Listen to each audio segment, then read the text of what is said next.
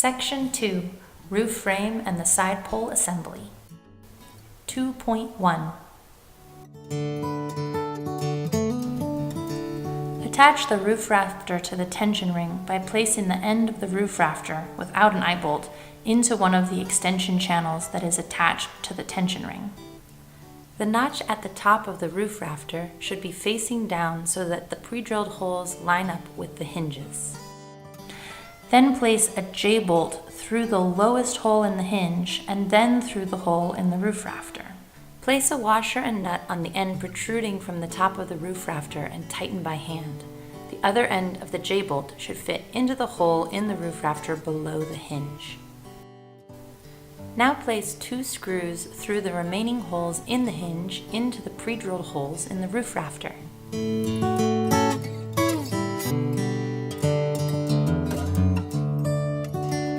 Once attached, the base end of each roof rafter will be resting on the platform. 2.2. After attaching the first roof rafter, make sure that it is pointing directly towards one of the base anchors. If it's not, then turn the ladder and tension ring so it is. 2.3. Repeat step 2.1 to attach all 8 roof rafters to the tension ring hinges.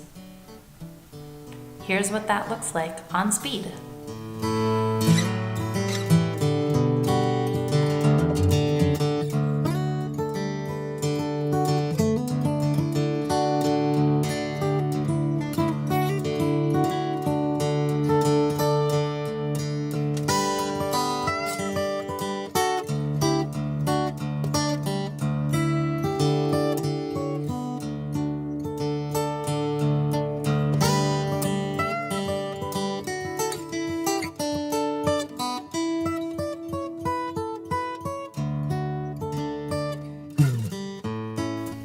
Point 4.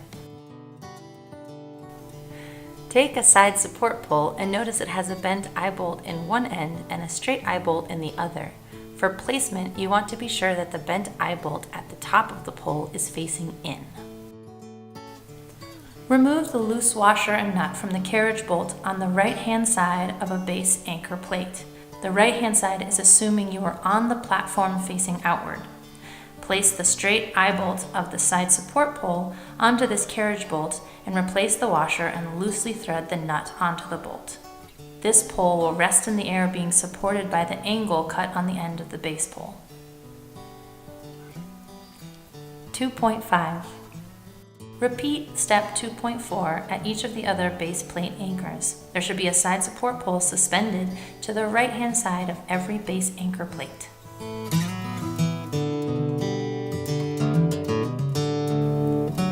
2.6. Attach one of the remaining side plate poles to one of the suspended poles using a corner bolt assembly. The bolt should first go through the bent eye bolt on the loose pole and then through the bent eye bolt on the suspended pole with the threads towards the inside of the yome. 2.7.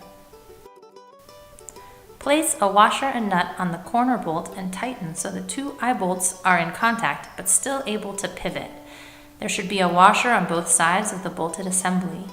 The straight eye bolt at the bottom of this side plate pole will come to rest near the adjacent base anchor plate.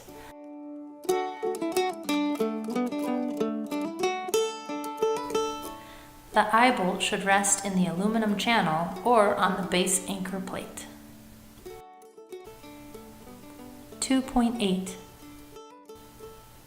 Repeat steps 2.6 and 2.7 with the remaining 7 side plate poles.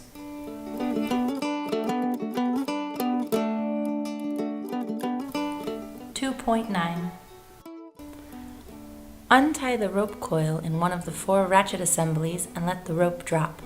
Notice that the side of the assembly with a ratchet has 2 shackles, and on the other side with the double pulley has 1 shackle. Lay the double pulley near the bottom eye bolt of a loose side support pole and the ratcheted pulley toward the anchor on the left. 2.10. Thread a shackle onto a hose clamp and attach it about 6 inches from the base of one of the loose side support poles.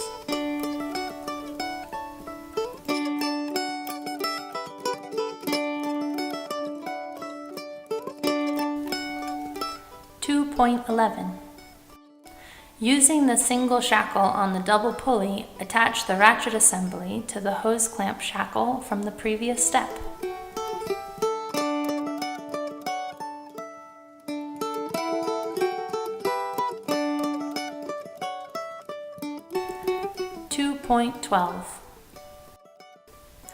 While holding down the gray tab on the black ratcheting pulley, pull the black pulley toward the base plate anchor under the suspended side support pole.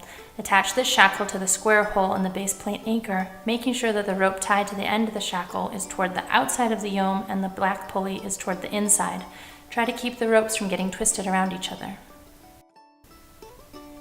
2.13. Hold the side support pole in place, or have your helper hold it in place while you pull the slack from the rope in the ratchet assembly.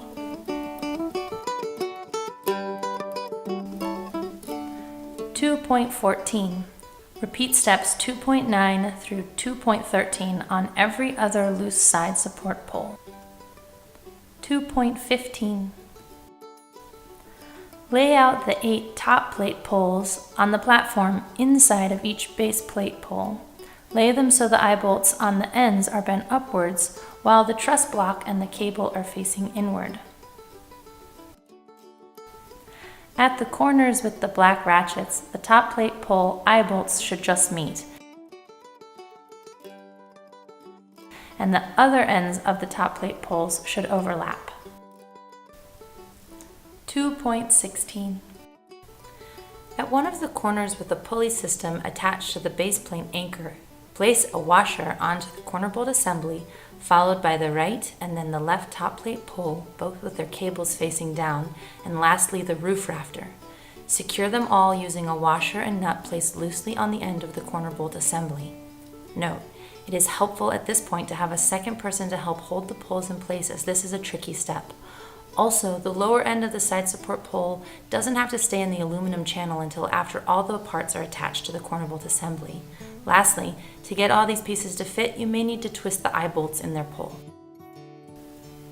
2.17.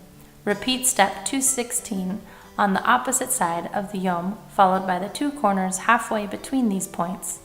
Every other corner bolt assembly should now be attached to a roof rafter and 2 top plate poles. 2.18. Detach the tension ring from the ladder by releasing the webbing strap.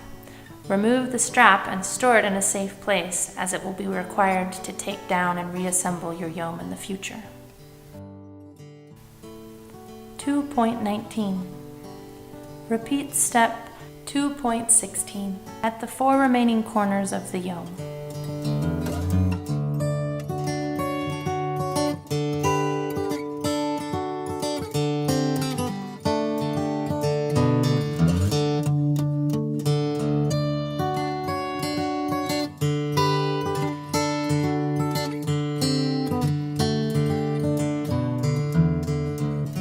At this point, the tension ring should have lifted off the ladder.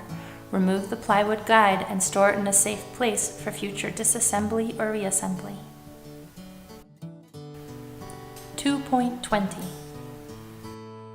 At this point, the roof rafters should be hinged up into their correct position.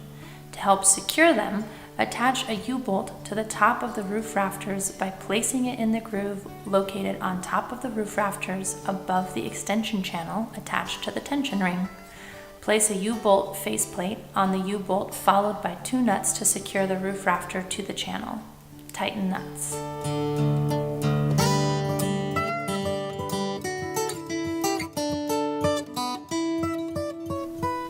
2.21.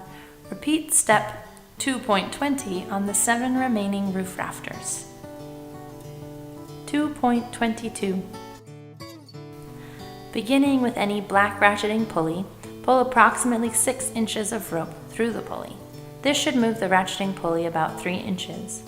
The eye bolt at the bottom of the side support pole should now be able to slide in the aluminum channel. Move to the next pulley to the left and repeat.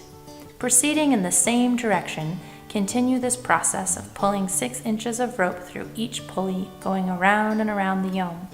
As you do this, the frame will be twisting up into the air. As you pull on the rope, you can help launch the yome upwards by pushing on the roof rafter above you. Continue this until the tension ring is about 2 feet above the top of the 8-foot ladder.